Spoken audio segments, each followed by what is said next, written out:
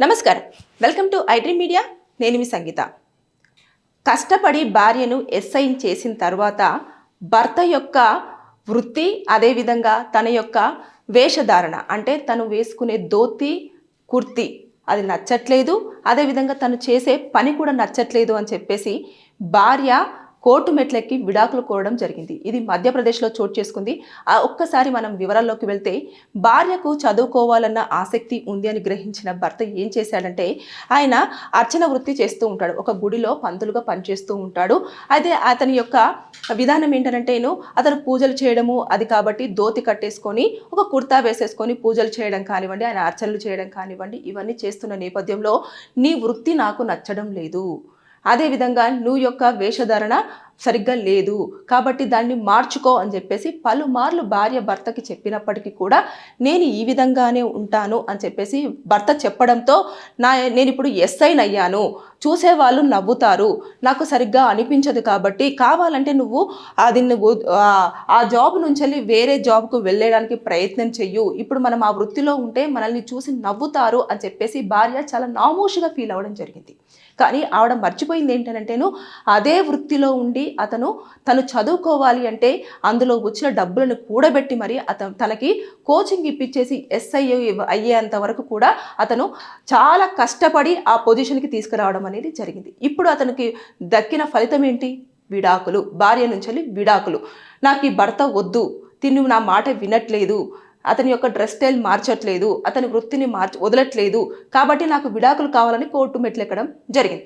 అయితే ఇక్కడ కోర్టు కూడా ఏం చూస్తుంది అని అంటే, భర్త ఎంత కష్టపడ్డాడు, అదేవిధంగా భర్త కష్టపడిన సొమ్ముతోటే ఆవిడ ఎస్ఐ జాబు సంపాదించడం జరిగింది కాబట్టి దాన్ని బేస్ చేసుకోవడం అనేది ఖచ్చితంగా చూడడం జరుగుతుంది. అంటే ఇతను ఆ యొక్క వృత్తితోటే కదా డబ్బులు కూడబెట్టేసి కోచింగ్ పంపించో లేకపోతే ఇంకా పుస్తకాలు కొనో ఇలాంటివన్నీ చేసిన తర్వాతనే కదా ఆవిడ చదువుకోవడం అనేది జరిగింది. కాబట్టి దానిని మొత్తం కూడా ఈ యొక్క కోర్టు పరిశీలనలోకి తీసుకుంటుంది. అదేవిధంగా ఈ కోర్టు కూడా దానిని తీసుకొని స్వీకరించాలా లేదా అనే విషయం పైన కూడా పూర్తిగా చర్చించడం అనేది జరుగుతుంది. రీజన్ ఏంటంటే, ఒక వ్యక్తి నచ్చకపోతే నువ్వు ఉండడం వేరు, అది అభిప్రాయాలు కలవకపోవడం, అదేవిధంగా లైఫ్ స్టైల్ అనేది డిఫరెంట్గా ఉండడం, అదేవిధంగా ఇద్దరి యొక్క అన్యోన్యత అనేది కొంచెం లోపించడం వల్ల, అండర్స్టాండింగ్ లేకపోవడం వల్ల విడిపోవడానికి అన్ని రకాల రైట్స్ ఇద్దరికీ ఉన్నాయి. భార్యకు కానివ్వండి, భర్తకు కానివ్వండి ఉండే అవకాశం ఉంది. కానీ ఇక్కడ చూసేసుకుంటే భర్త అప్పటి వరకు నచ్చిన భర్త ఒక పదవి అంటే ఒక ఉద్యోగంలోకి ఈవిడ అడుగు పెట్టగానే వెంటనే ఆ భర్త నచ్చకుండా పోయాడు. అంటే అతని యొక్క వృత్తి నచ్చలేదు, అతని యొక్క జాబ్ నచ్చలేదు, అతని యొక్క డ్రెస్ స్టైల్ నచ్చలేదు, అసలు ఏమీ నచ్చట్లేదు. ఇప్పుడు ఎందుకు అనంటే, తను ఎంచుకున్న ఉద్యోగంలో ఎలా ఉంటుందంటే ఒక యూనిఫామ్ ఉంటుంది, అదేవిధంగా ఒక సిస్టమేటిక్ లైఫ్ ఉంటుంది, అదేవిధంగా వారి యొక్క జీవన విధానం వేరే ఉంటుంది. అక్కడ ఉన్న వాళ్ళు కూడా చాలా ఇదిగా ఉండడం, ప్యాంట్ షర్ట్లు వేయడం కానివ్వండి ఇలాంటివి చేస్తూ ఉంటారు. కాబట్టి దానికే ఆ అమ్మాయి అట్రాక్ట్ అయ్యిందో, లేదు అనుకుంటే ఇలా ఉంటే నా హస్బెండ్ కూడా హ్యాండ్సమ్గా ఉంటాడు అని చెప్పేసి అనుకుందో, లేదు అనుకుంటే ఆవిడ యొక్క మైండ్లో ఉన్న ఆలోచన విధానం ఏ విధంగా ఉంది అనేది మనం కొంచెం అంచనా వేయలేకపోవచ్చు. కానీ ఇక్కడ భర్తను కించపరిచినట్టుగానే మాట్లాడుతున్నట్టు మనకు అర్థమవుతుంది. దాన్ని కోర్టు ఎట్టి పరిస్థితుల్లో యాక్సెప్ట్ చేయడానికి రెడీగా ఉండదు. ఎందుకంటే అదే భర్త కష్టపడి రాత్రి పగలు అని చెప్పేసి చూడకుండా తన యొక్క వృత్తిపరంగానే ఆలోచన చేస్తూ తన కష్టాన్ని నమ్ముకొని తన భార్య యొక్క ఆశను నెరవేర్చడం కోసము తను ఎస్ఐని చేయడం జరిగింది. కాబట్టి ఆ ఉద్యోగం అనేది భర్త యొక్క భిక్షగానే పరిగణించడం పడుతుంది. అంటే అతను సంపాదించి ఇస్తేనే ఆవిడ చదువుకోవడం అనేది జరిగింది. తను పని చేసుకోలేదు, తనకి ఎవరు సపోర్ట్ చేయలేదు, అదేవిధంగా తను ఎవరైనా హెల్ప్ చేస్తే లేదంటే ఫౌండేషన్ త్రూనో లేకపోతే ఆర్ఫన్స్ త్రూనో చదువుకోలేదు. జస్ట్ ఆవిడ భర్త యొక్క కష్టార్జితంతో చదువుకోవడం జరిగింది. కాబట్టి ఇప్పుడు ఒకవేళ విడాకులు కోరినా సరే భర్త యొక్క ఒపీనియన్ అనేది కంపల్సరిగా కోర్టు కన్సిడర్ చేయడం జరుగుతుంది.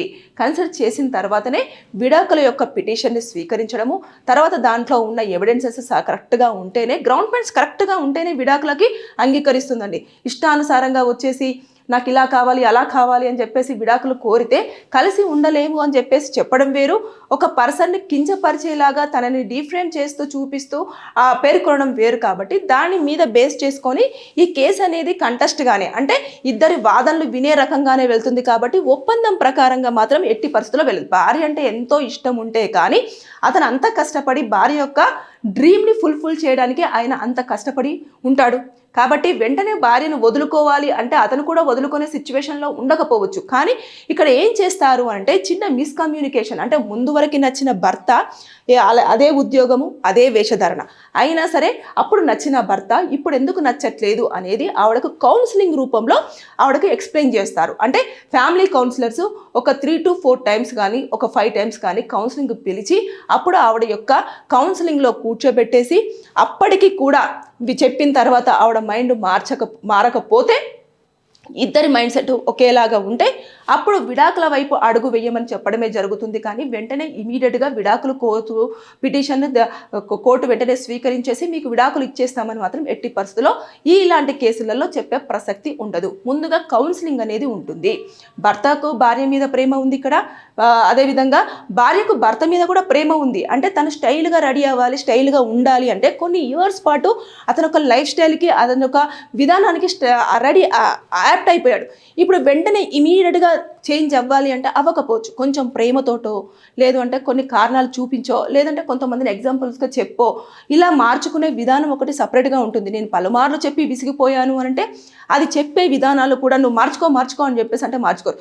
నేను ఇలా పని చేస్తున్నాను, ఇలా ఉంటుంది, నా చుట్టుపక్కల ఇంతమంది ఆఫీసర్స్ ఉంటారు, నువ్వు ఇలా వస్తే కొంచెం నిన్ను హేళనగా చేస్తే నిన్ను చూసే విధానం నాకు నచ్చదు, నా భర్తగా నేను ఎక్కడో పెట్టాలనుకుంటున్నాను, కాబట్టి ఇలా ఉంటే నాకు నచ్చుతుంది, రేపు 10 మంది కూడా మనల్ని చూసి నిజంగానే చాలా హ్యాపీగా ఫీల్ అవుతారు అని ఒక విధానం ఉంటుంది. అది చెప్పకుండా ఇమీడియట్గా విడాకులు అంటే ఎవరు ఇవ్వరు, కోర్టు కూడా దీనికి యాక్సెప్ట్ చేసే అవకాశం ఉండదు. ఏదేమైనా సరే కానీ కోర్టుకు ఇలాంటి డిఫరెంట్ వేలల్లో విడాకులు కావాలనేది ఏదైతే భార్యాభర్తలు వస్తున్నారో వాటిని కోర్టు కూడా చాలా ఆశ్చర్యకరంగా చూడడం జరుగుతుంది. అదేవిధంగా ఇలాంటి కేసులలో ఎలాంటి తీర్పులు ఇవ్వాలి, భర్తను భార్యను విడగొట్టాలా లేదంటే కలిపేందుకు ప్రయత్నాలు కౌన్సిలింగ్స్ని ఏర్పాటు చేసేసి కూర్చోబెట్టాలా అనే సందిగ్ధంలో మాత్రం నిజంగానే చాలా మంది ఉంటున్నారు. ఇది కోర్టుకు వెళ్తున్న మాకు మాత్రమే అర్థమవుతుంది. చిన్న రీజన్స్ వల్ల కోర్టుకు మెట్లెక్కేసి వాళ్ళకు ప్రశాంతత లేకుండా మనశ్శాంతి లేకుండా ఇటు 2 కుటుంబాలకు ఇటు వీళ్ళకి ఎక్కడ కూడా పీస్ఫుల్నెస్ ఉండదు. ఎప్పుడు చూసిన టెన్షన్స్, ఏదో ఆలోచన కోల్పోయినట్టుగా ఉండడము ఇదంతా కూడా ఉండే అవకాశం ఉంటుంది. 10 మందిలో కూడా వేలెత్తి చూపించుకునే అంటే దీనికోసం నువ్వు విడాకులకు వెళ్ళావా, అరే ఈ విషయం ఏమున్నది, చిన్న విషయమే కదా అని చెప్పేసి చెప్పిన వాళ్ళు ఉంటారు. అరే భార్య కోసం మారడానికి ఏమవుతుంది అని చెప్పేసి అతన్ని అడిగే వాళ్ళు ఉంటారు. ఇవన్నీ కూడా మనం ఎదుర్కోవాల్సి ఉంటుంది. కాబట్టి అదేదో భర్త భార్య కూర్చొని మాట్లాడుకొని కుటుంబ సభ్యులు ఇన్వాల్వ్ అయ్యి ఇద్దరు ఫ్యామిలీస్ మాట్లాడేసుకొని దీన్ని సామరస్యంగా పరిష్కరించుకోవచ్చు. వెంటనే ఇమీడియట్గా కోర్టులు మెట్టెక్కేసి మాకు న్యాయం కావాలి, విడాకులు కావాలి అంటే అదేదో పేపర్ పత్రం వెంటనే టక్కుమని మీరిద్దరు విడిపోండి అని చెప్పేసి ఇవ్వడానికి ఉండదు. ఇది అన్ని రకాలుగా ఖచ్చితంగా పరిశీలించిన తర్వాతనే భార్యాభర్తల్ని విడగొట్టాలి లేదా అనేది బాగా ఆలోచించిన తర్వాతనే ఆర్డర్ అనేది ఇవ్వడం జరుగుతుంది. ఎక్కువ శాతం మాత్రం కోర్టులో ఆలోచించేది ఏంటంటే కలిసి ఉండడానికే ప్రయత్నాలు అనేది చేస్తుంది. లేని పక్షంలోనే సరే మీ ఇద్దరి లైఫ్ మీరిద్దరు విడిపోయి ఉంటేనే హ్యాపీగా ఉంటుందని మీరు నిర్ణయించుకున్నారు కాబట్టి మీరు విడిపోవడానికి మేము అంగీకరిస్తున్నాము అంటూ అప్పుడు కోర్టు ఆర్డర్ కాపీ పాస్ చేయడం జరుగుతుంది తప్పించి అంతకు మించి ఇంకా ఏముండదు. ఏదేమైనా సరే కానీ పాపం అంత కష్టపడి భార్యని ఎస్ఐన్ చేసిన తర్వాత భర్తకు ఒక బట్టలు అంటే ధోతి అదేవిధంగా కుర్తి దాంతోపాటు అతని యొక్క వృత్తి ఇది నచ్చకపోవడం విడాకుల వరకు దారి తీయడం అనేది నిజంగా మనల్ని ఎంతో కలిసివేసే విషయం. ఏదేమైనా సరే వేచి చూడాలి. సికింద్రాబాద్లోని రెజిమెంటల్ బజార్లో ఉన్న అమ్మవారి ఆలయంలో చోరీ జరిగింది. ఇది గోపాలంపురం పోలీస్ స్టేషన్ పరిధిలోకి రావడం జరుగుతుంది. ఆభరణాలు దొంగలించడంతో ఇమీడియట్గా కేసు అనేది ఫైల్ అయ్యింది. ఒక్కసారి మనం వివరాల్లోకి వెళ్తే ఆ ఆలయం యొక్క తాళాలు పగలగొట్టి ఉండడంతో ఇమీడియట్గా భక్తులు ఎవరైతే చూసారో అదేంటి ఆలయం యొక్క తాళాలు పగలగొట్టి ఉన్నాయి అని చెప్పేసి వెంటనే పూజారికి చెప్పడంతో వారు అదే ఆలయ అధికారులు అక్కడికి వచ్చేసి మొత్తం చూస్తే 2 తులాల బంగారము అదేవిధంగా 10 తులాల వెండి కూడా మొత్తం చోరీ చేయబడింది అని చెప్పేసి చాలా స్పష్టంగా వాళ్ళు గుర్తించడం అనేది జరిగింది. అయితే ఇప్పుడు పోలీసులు కేసు ఫైల్ చేశారు కాబట్టి ఇప్పుడు టెంపుల్ దగ్గరికి ఎవరు వచ్చారు ఏంటి అనేది ఏదైతే అమ్మవారి ఆలయం దగ్గర రెజిమెంటల్ అమ్మవారి ఆలయం దగ్గర మొత్తం సీసీ కెమెరాలు అనేవి కూడా అంత పెద్ద స్థాయిలోనే ఉంటాయి అన్నట్టు. అక్కడ మొత్తం కూడా చుట్టుపక్కల ప్రాంతాలలో, అదేవిధంగా గోపాలపురం పోలీస్ స్టేషన్ కూడా రోడ్డుకు ఆనుకొనే ఉంటుంది కాబట్టి దాని లోపలికి వచ్చిన ఎవరైనా సరే, లేదంటే ఆ గల్లీలోకి ఎవరైనా వచ్చినా సరే ఖచ్చితంగా ఆ యొక్క కెమెరాలో రికార్డ్ అయ్యే అవకాశాలు ఉంటాయి. ఒకవేళ వారు కనుక మాస్కులు వేసుకొని వచ్చినప్పటికీ కూడా వారు ఏం చేస్తారంటే వారి యొక్క హైటు, పర్సనాలిటీ, దాంతోపాటు వారి యొక్క వాకింగ్ స్టైల్ ఇదంతా కూడా గుర్తుపట్టేసి వారి దాంట్లో అంటే పోలీసుల యొక్క రికార్డ్స్లలో ఎవరైనా ఇలా ఉన్నారా అనే దాన్ని మ్యాచ్ చేసి మరి అప్పుడు తెలుసుకోవడం జరుగుతుంది. ఇంకా అంతేకాకుండా ఏ ఏరియాలలో దొంగతనాలు జరుగుతాయో బేసిక్గా ఆ ఏరియాస్లలో పోలీసులకు చాలా వరకు తెలుస్తుంది అన్నట్టు. ఎలా తెలుస్తుంది అని అంటే ఈ యొక్క దొంగ ఇక్కడ దొంగలించడం జరుగుతుంది, ఈ ఏరియాలలో వీళ్ళు మెయిన్గా దొంగలిస్తారు అని చెప్పేసి అనే సమాచారం వారికి ఉంటుంది. కాబట్టి ఈ నేపథ్యంలో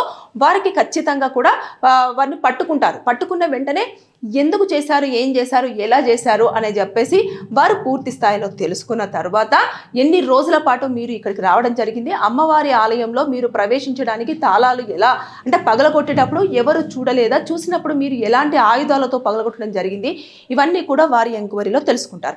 తెలుసుకున్న నేపథ్యంలో పోలీసులు ఏం చేస్తారు అంటే ఇమీడియట్గా ఏవైతే ఆ యొక్క ఆలయానికి సంబంధించిన ఆభరణాలు దొంగలించారు కదా, దేవాలయ అమ్మవారికి సంబంధించిన ఆ ఆభరణాలు వారు దాన్ని తీసుకొని తర్వాత దాన్ని కోర్టులో ప్రొడ్యూస్ చేసిన తర్వాత దాన్ని చూపించిన తర్వాత ఎవరైతే పూజారులు ఉంటారో పూజారులు నిజంగానే ఇది అమ్మవారికి సంబంధించిందే, ఇది ఇన్ని గ్రామ్స్ ఉంటుంది, దాని డిజైన్ ఇది అని చెప్పేసి వారు చూపించాలి.